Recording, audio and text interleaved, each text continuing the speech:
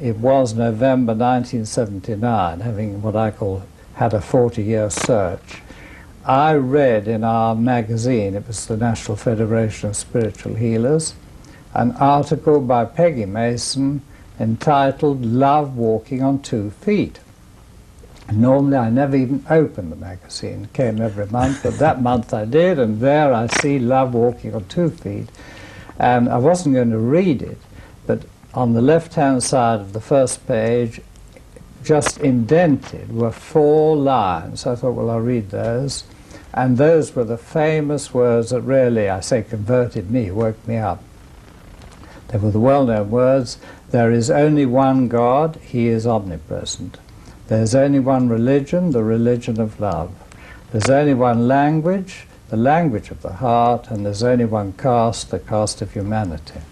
So when I read that, I thought, telling you this, I thought, my God, I found the whole thing, which I have spent 40 years studying to find. I mean, I come to the same conclusions, but here is someone who's got it all in just 4 lines. And you saw it in print, and that was the effect. I never heard of Peggy Mason, but of course I know her well now.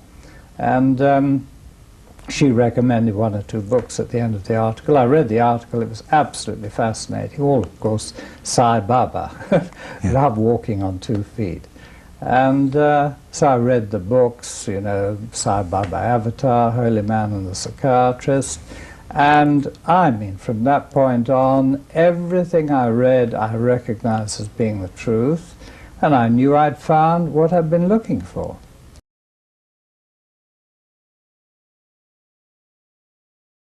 I just sat down in meditation. I'd obviously done meditation, and tried to communicate with him. And okay, at the beginning it was very simple, but undoubtedly I had a contact with him. And of course, having read that, I assumed all the other devotees did the same thing. Some undoubtedly do. Well, slowly, I found I could get messages from him. And I suppose, well, one thing was, I mean, I was so over the moon about having discovered him that I thought, right, I'm going out to India. I've been to India before, but not to see him, to find this amazing holy man. And of course, the next message I got was, not now, later. So I was told no. And then that summer of 1980, I was in Greece on holiday, on one of the Greek islands, and I remember the date, 13th of August 1980. I got a very short message from Swami, and he simply said, I will speak to you in Bombay. Well, that was rather surprising. I didn't know it then, that Swami, you know, probably if he spends 5 days in a whole year in Bombay, it's the maximum. And in any case, I wrote it down. And, well then, Jean and I decided to go out early in 1981. We left on New Year's Day, 1981. We flew out to Bombay, down to Bangalore, where Swami wasn't actually there, but we went to Whitefield. I already had a good communication with him then, and he was at Putta Party, and he said it clearly in the message, stay where you are, because in 2 or 3 days he's coming. So we stayed there, and sure enough, in 2 or 3 days, Swami came. And well, we had some incredible experiences there. We didn't get an interview there. Of course, he'd said he'd speak to us in Bombay, so I suppose we weren't meant to. But I mean, he did actually speak to us. We were with a friend. We were a group of 6. And, you know, he said a few words to us, and because the chap who was looking after us, very nice Indian friend, was trying to sort of promote us like a little group, on the very first day, because we'd been taken not right in the darshan line, outside it, so that Swami would see us. Swami, after darshan, walked up towards us. We all felt, well, I say it's amazing what we felt. Some people just burst into tears. And Swami pointed at this chap who was our sort of, you know, the Indian friend, and he said, no introductions and no recommendations. So that was our introduction to Swami. And it was so funny. And then Swami went off to Madras. again I got a message saying that from Madras, well, I think we knew maybe from Madras he would be going on to Bombay. He said, go to Bombay and wait, and I don't know whether he said he'd see us again or not. But so we went off to Bombay, we waited. After 2 or 3 days, Swami came.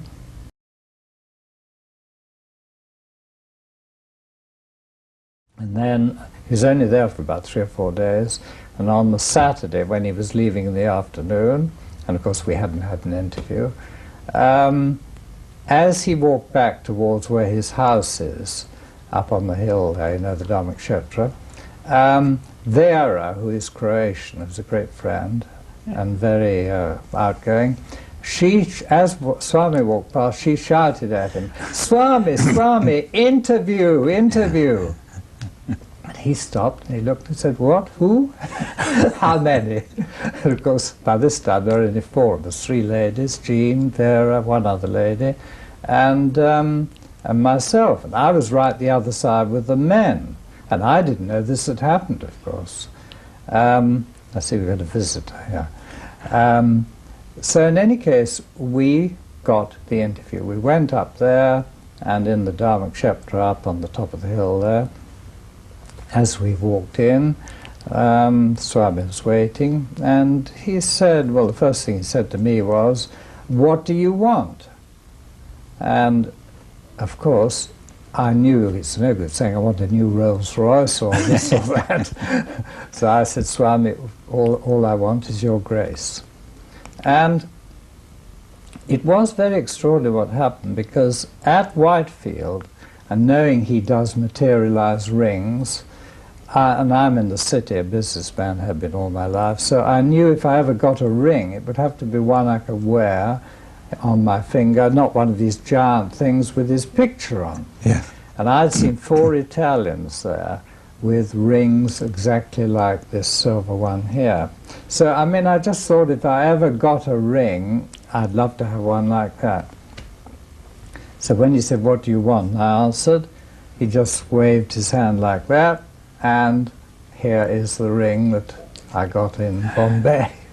And then he called us in the interview room, the 4 of us, private room, and we had, I suppose, in my language, probably the best interview, the most interesting interview ever. That was the very first one. It was so relaxed.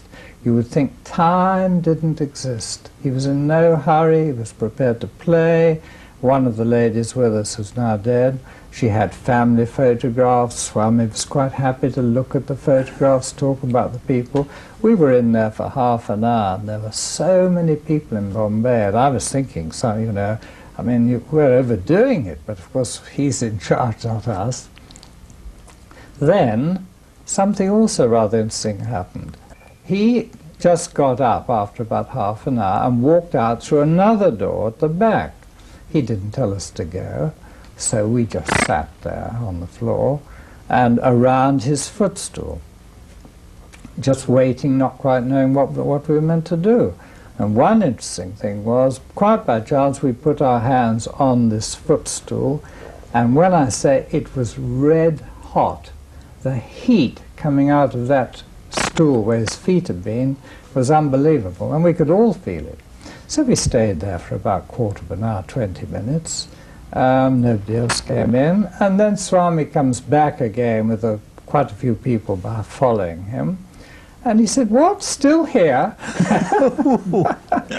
And then he gets it all a joke. And then I remember, only time I ever did that, he was so sweet with us.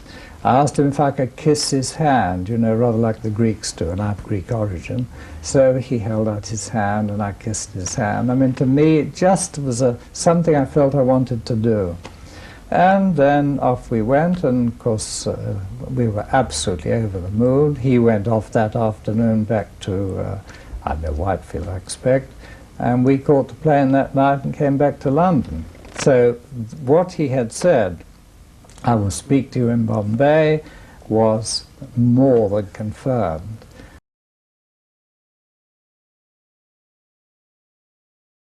And even then, although I got so many messages from him, and they couldn't be from anybody else, a lot of them were very spiritual messages, and I used to make copies of them, let other people see them, and they started circulating. And, well, it is a fact. Of course, all sorts of problems arose from that, because people said, that's nothing to do with Swami. Swami has said, I communicate direct with my devotees, not through intermediaries, all the rest of it. Okay, I have to accept that. All I know is the messages were coming from him. But it wasn't until probably 2 years later that in a private interview when Jean was there, I had the chance to actually, I had a lot of messages with me, and I said, Swami, all these messages, are they from you? And he said, where do you think they come from, the sky? And then later on, another interview, must have been 84 or 85, he told me to put, because there had been awful problems over the messages, you know, people saying this, that, and the other. In any case, he told me, put all the messages into a book, and he said, speak to Kasturi, he'll help you to find a title. And in the same interview room was a friend of ours, Mukunda Kumari, who was in the publishing business, and he pointed at her, and he said, and you publish. So, Kasturi chose the title. He gave me a choice of 4, actually. 4 names, and Sai Messages for You and Me. When I saw that, that was #1 choice. I've still got a bit of paper with his, the names on it. That was it. So out came, you know, book #1 in 1985. Once you discover Swami, and you realize that you are here in the presence of the avatar who has come down onto the earth in human form, do not lose that unique opportunity which we have been given, because some of us take everything for granted. This is a terrible mistake. We have got a unique opportunity at this point of time in this incarnation. We haven't come down by accident either, by the way.